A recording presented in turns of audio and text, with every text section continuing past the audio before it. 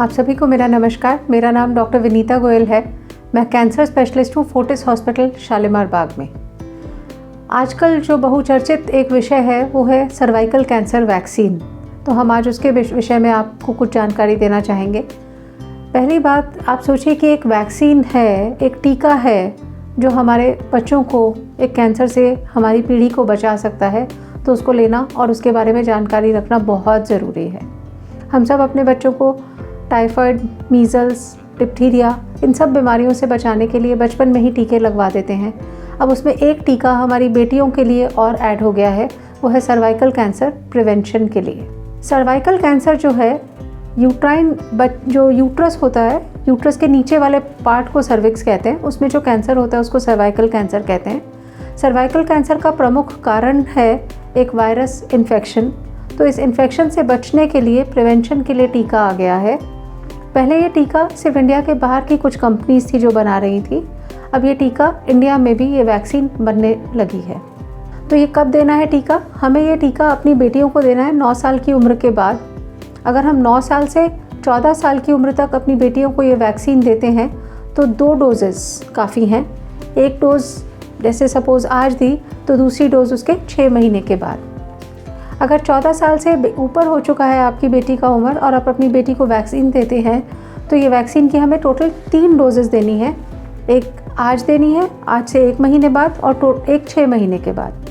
तो total 3 doses देनी है। कभी कभी हम सब लोग डरते हैं कि कोई वैक्सीन जो देंगे उसका कोई साइड इफ़ेक्ट तो नहीं होगा। सो मैं आपको अश्योर करना चाहती हूँ कि इस वैक्सीन का कोई साइड इफ़ेक्ट नहीं है। जो साधारण वैक्सीन होती हैं उनके बाद हल्का हरारत, फीवर वगैरह आता है, इस वैक्सीन के बाद वो भी नहीं आता। क्या ये वैक्सीन कामयाब हैं कैंसर को प्रिवेंट करने में? हमें ये समझना होगा कि वैक्सीन की एफिकेसी लगभग 70% के आसपास है, 70% के आसपास है।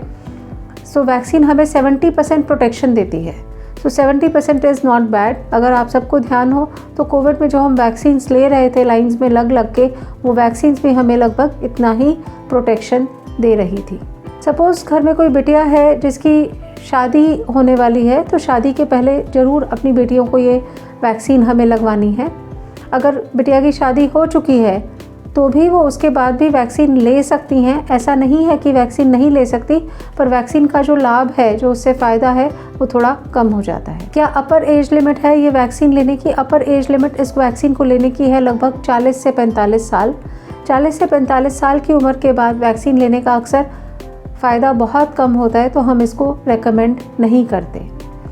वर्ल्ड हेल्थ ऑर्गेनाइजेशन WHO ने एक मैंडेट दिया है कि जिस तरह से हमने पोलियो जैसी बीमारी को वैक्सीन्स के द्वारा ख़त्म किया, उसी तरह से अब सर्वाइकल कैंसर, जो हमारे देश का नंबर 2 कैंसर है विमेन में, उसको ख़त्म करना है वैक्सीन्स के द्वारा।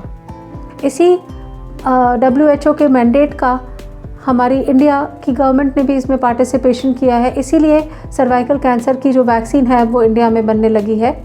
आपकी जानकारी के लिए मैं ये बता दूं कि ये वैक्सीन 2 नाम से अवेलेबल है।